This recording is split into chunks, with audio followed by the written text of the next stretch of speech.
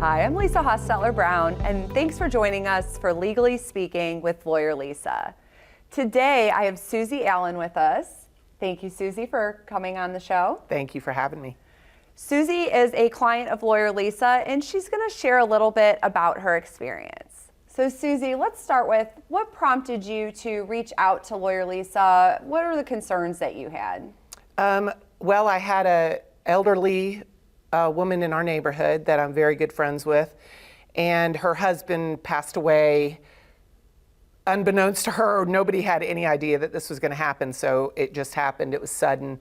She did not involve herself in any of the finances or anything like that, and they had a will, but the will was not what they needed. She could not access his 401k, any of his savings, any of his bank accounts, real estate, nothing. She was completely dead in the water. It hit me and I was like, oh my God, all we have is a will. I need to do something better than a will. So reached out to you guys. Okay.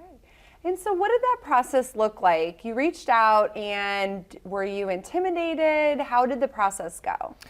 I might have been a little intimidated in the beginning, but as soon as we started into the process, I was completely relieved. My husband's much worse than I am because I'm open to change. He's not open to change at all. So once we sat down and answered all the questions and realized how unprepared we were, I think both of our end result was we just wanted to make sure that the other person was taken care of. And he felt the same way about the process, that it was easy to follow through with all of this? He did. He was very pleased with everything that happened. So, and I can tell you, we both sleep much better at night now, knowing that we have a trust in place. That's great. And so, in addition to sleeping better at night, has it changed the way you have to handle any of your assets or resources having set up a trust? Absolutely. Changed how the real estate was set up. It changed how we set up all of our savings and 401ks and bank accounts. It also identified specific things to go to specific places and to ensure that those things actually happened in case both of us were killed in a car accident at the same time. So that made me feel a lot better too, because I have certain things that I've been saving, for my son and nieces and nephews, and I wanted to make sure that they all were able to get those things when I was not here. It seems like you have a lot more confidence in what's going to happen now. Is that true? I absolutely feel very comfortable that if anything were to happen, that my wishes would be taken to the nth degree. That's great.